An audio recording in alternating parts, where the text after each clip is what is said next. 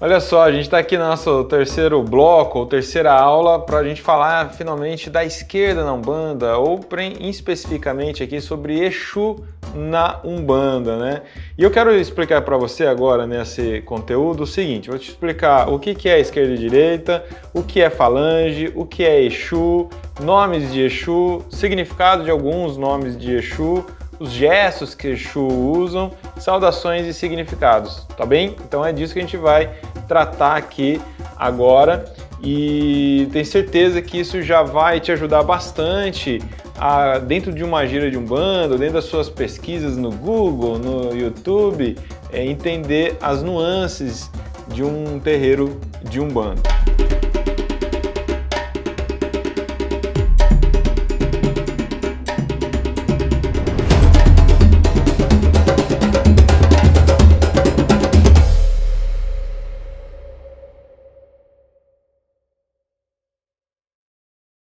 Pois bem, esse termo esquerda e direita não vem ao caso aqui explicar o processo histórico de como se constituiu essas ideias, mas é um fato que na Umbanda de 30 anos para cá se consolidou o termo esquerda para se referir a tudo que é na força de Exu, Pombagira, Exu Mirim, ou propriamente a quimbanda, né? Porque existe também o caboclo quimbandeiro, o preto velho quimbandeiro, o malandro quimbandeiro. Esses são entidades, grupos de espíritos que vêm numa força vibratória do campo de Exu. E é isso que a gente vai chamar então de esquerda. E direita são as outras linhas, como o caboclo, preto velho, baiano, boiadeiro, marinheiro, ciganos, malandros da direita. Esses daí são o que a gente chama de direita. Há um termo que você ouve falar sempre quando se trata desses nomes, né, que a gente já vai falar também, que é a falange. Falange é uma palavra militar, ela designa agrupamentos. Mesmo que você não goste de usar esse termo falange, não muda o fato de que a gente fala de falange e está falando de grupos de espíritos, de clã, né? De divisões.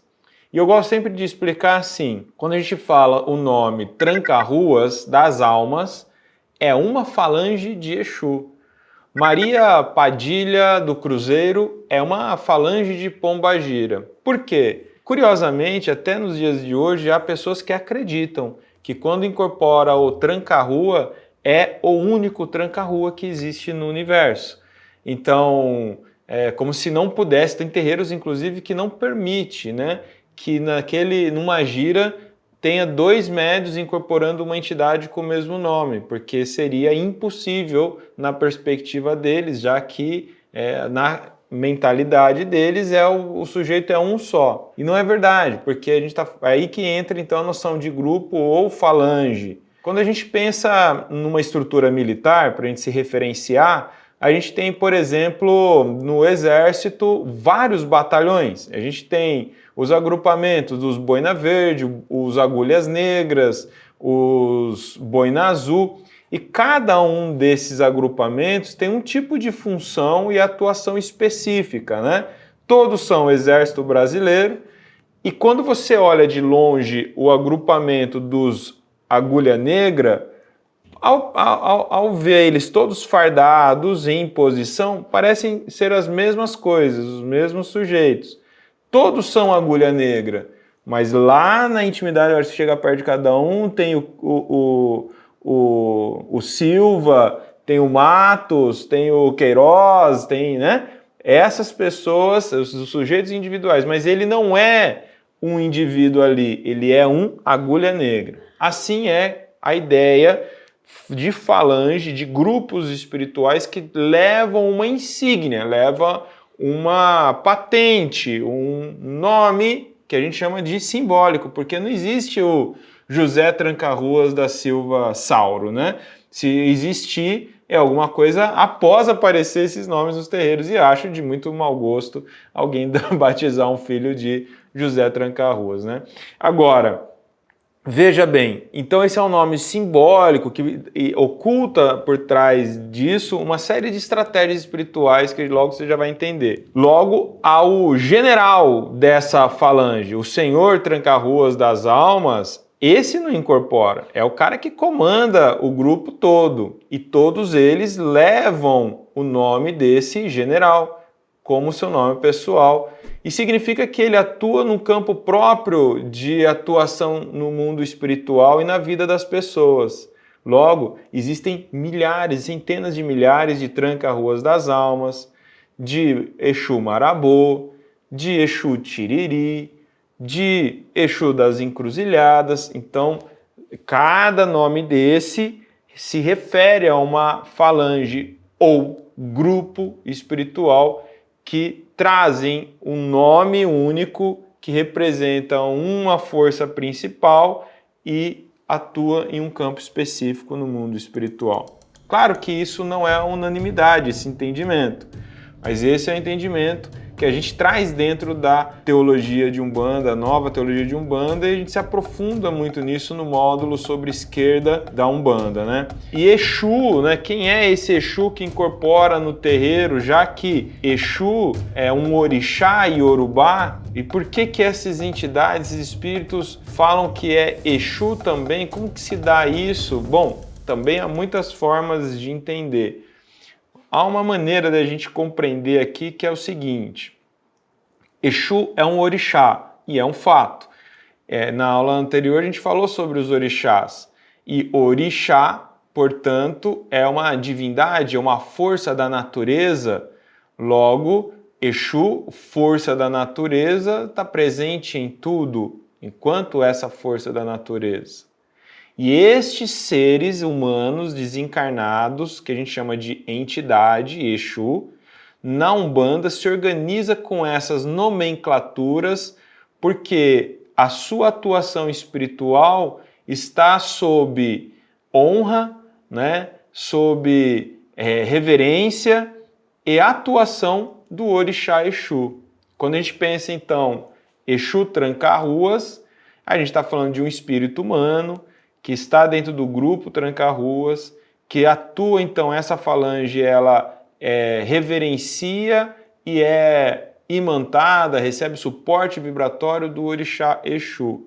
E não só, porque Tranca-Ruas, dentro de uma análise simbólica dos termos, Tranca-Ruas é um símbolo que conecta a Ogum. Ogum, orixá que abre os caminhos, e se ele é o senhor da abertura, ele também fecha. Rua é caminho, rua é campo de Ogum. Tranca-Ruas é um termo simbólico que remete a Ogum. Logo, o espírito humano que recebe o nome de Exu Tranca-Ruas é um espírito que sob a regência de Exu, orixá, e de Ogum, atua na vida das pessoas com propósitos bem claros e definidos. Então, assim a gente entende o que é esse Exu entidade, para além do orixá. Exu, ele é uma estrutura que abre muitas janelas, cria muitas confusões e não é unânime esses saberes, né? Você pode começar a ter um conhecimento amplo a partir desse aprofundamento, né? E aí, como eu estava já falando, citei Exu Tranca-Ruas como um dos nomes de Exu, então a gente tem, por exemplo, os bem conhecidos Marabô, Tiriri, Calunga, Caveira, vamos lá, que mais? Sete Encruzilhadas, Morcego, Sete Gargalhadas, Sete Facada, enfim, vai vindo uma infinidade. Exu do Lodo, Exu do Ouro, que a gente vem divulgando há tantos anos.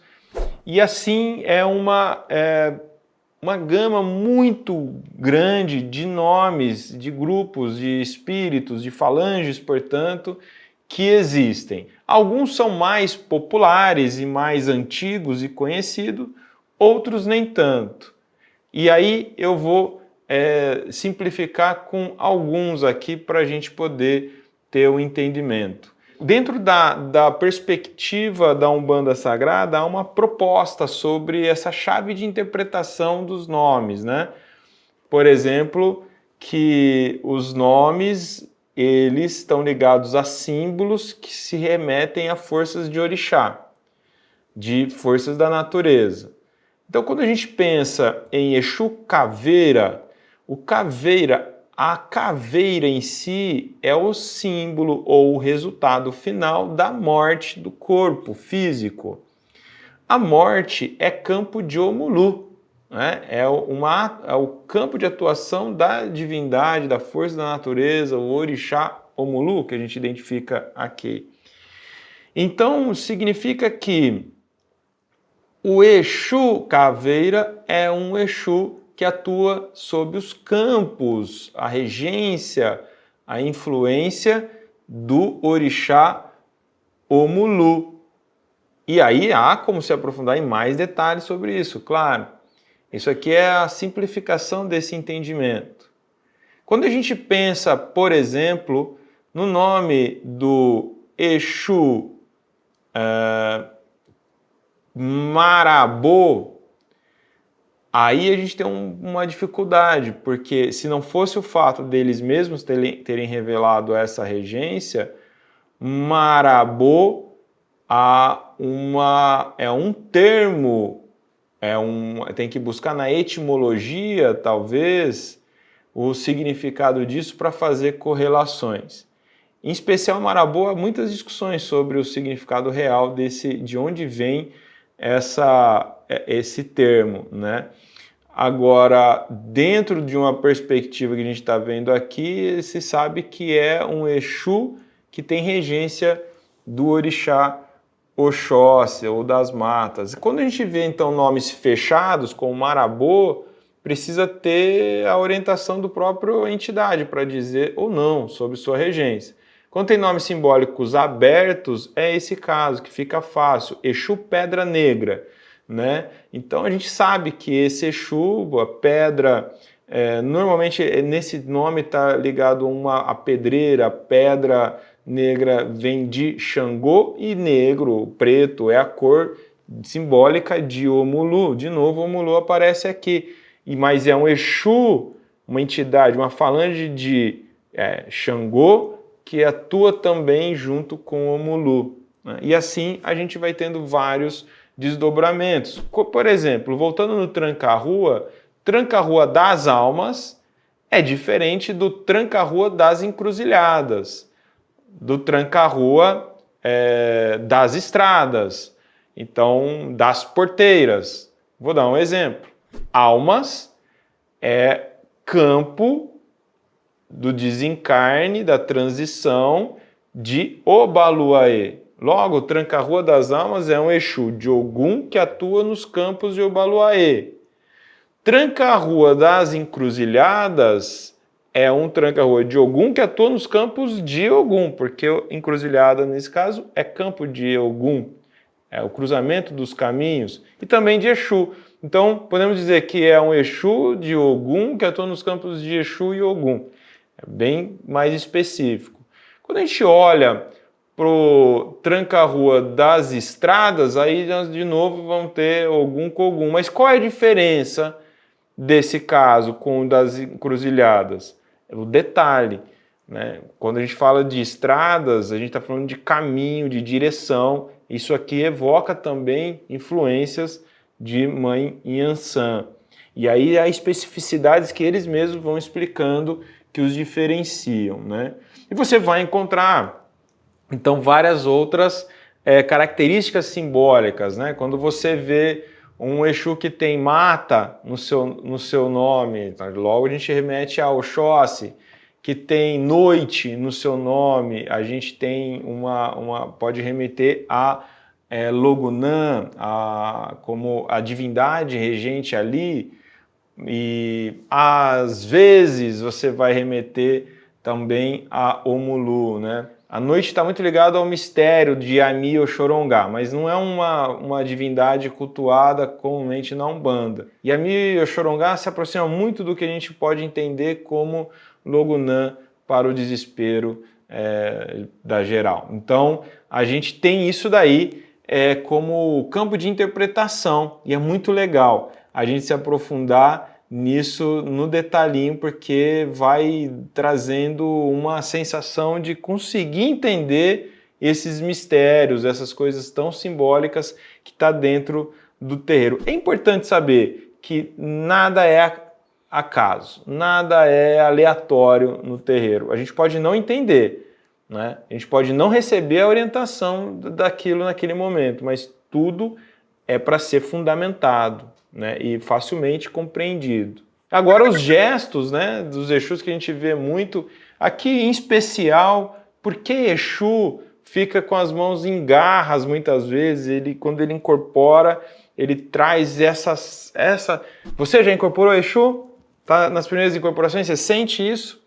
Se você parar para observar, não só as suas mãos, mas como os pés, os dedos dos pés também retraem. Então isso é um fenômeno físico no nosso corpo.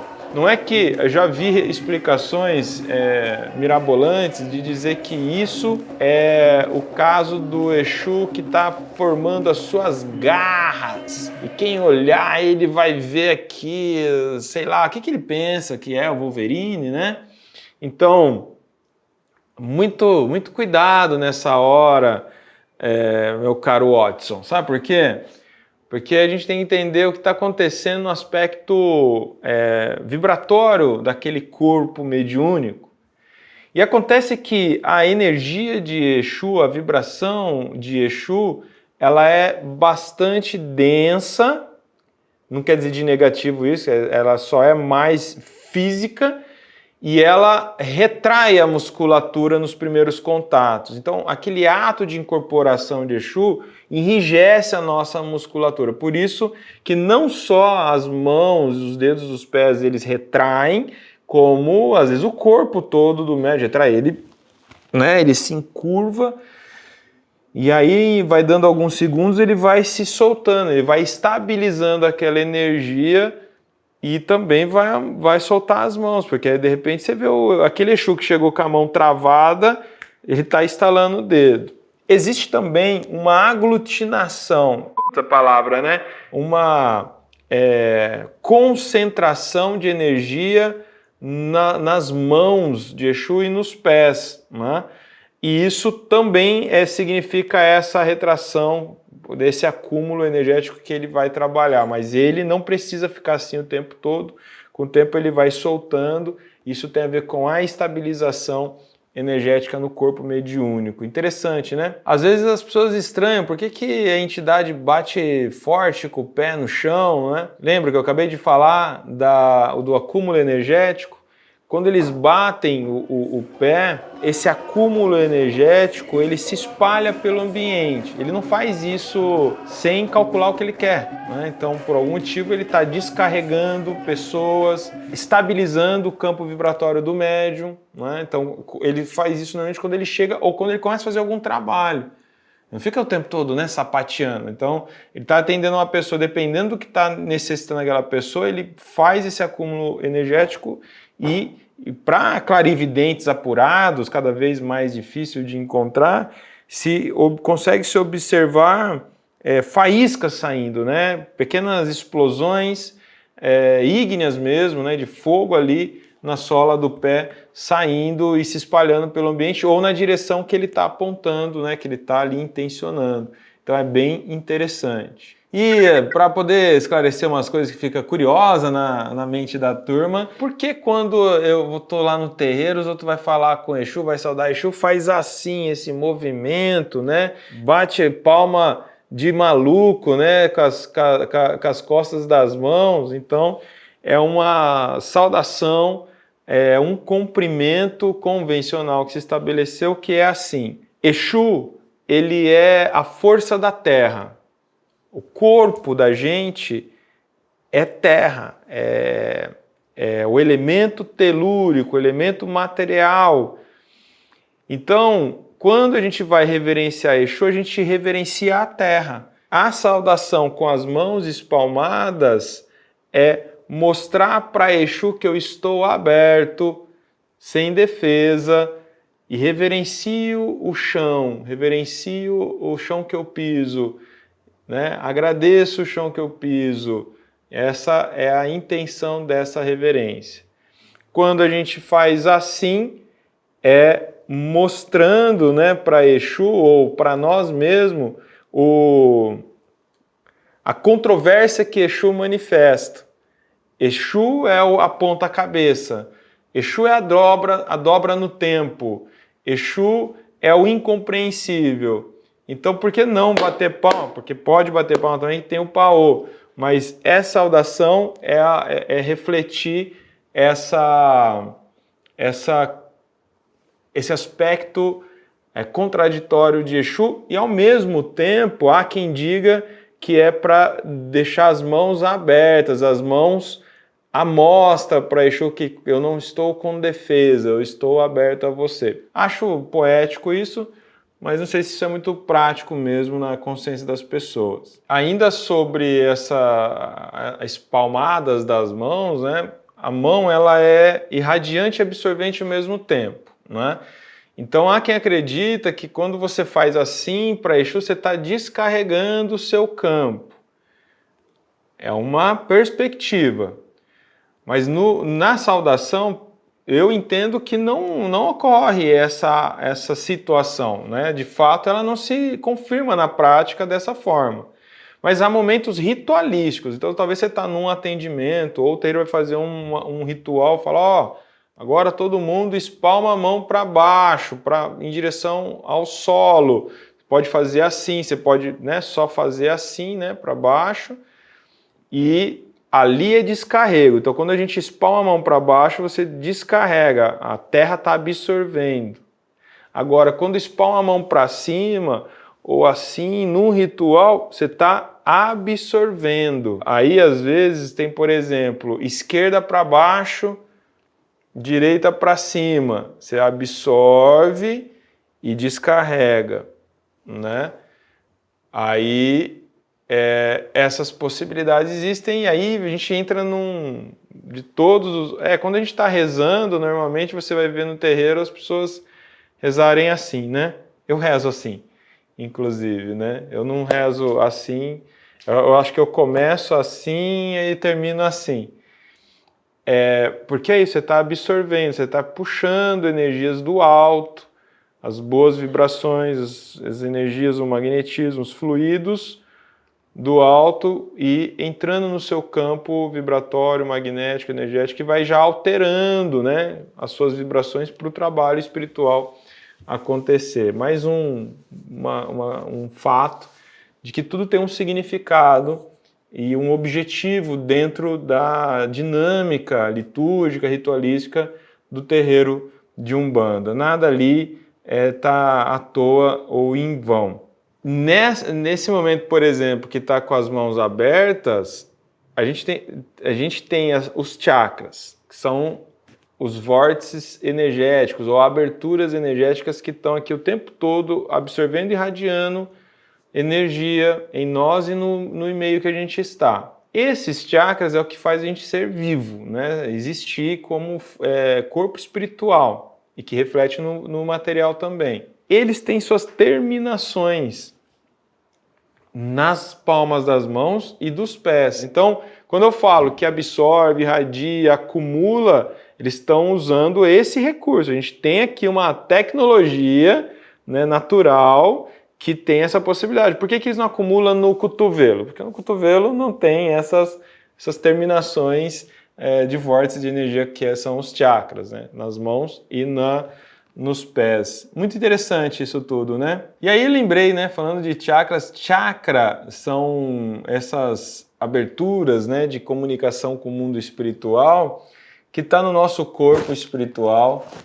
O planeta tem seus chakras, por exemplo, quando a gente pensa em cachoeiras, é um chakra cardíaco, né? É o chakra das emoções que está absorvendo energias espirituais e irradiando no plano físico. O mar é um chakra, as matas é um chakra. Os chakras interagem com os orixás, interagem com as linhas de trabalho e na mediunidade, no exercício mediúnico, é por onde tudo acontece. A incorporação só existe porque existem os chakras e eles possibilitam essas conexões. Isso eu aprofundo no detalhinho, tecnicamente, você domina tudo no módulo Mediunidade na Umbanda, o mediunismo de terreiro, que é muito voltado para a gente ter essas compreensões técnicas e práticas do nosso corpo espiritual e como isso tudo interage dentro do nosso planeta.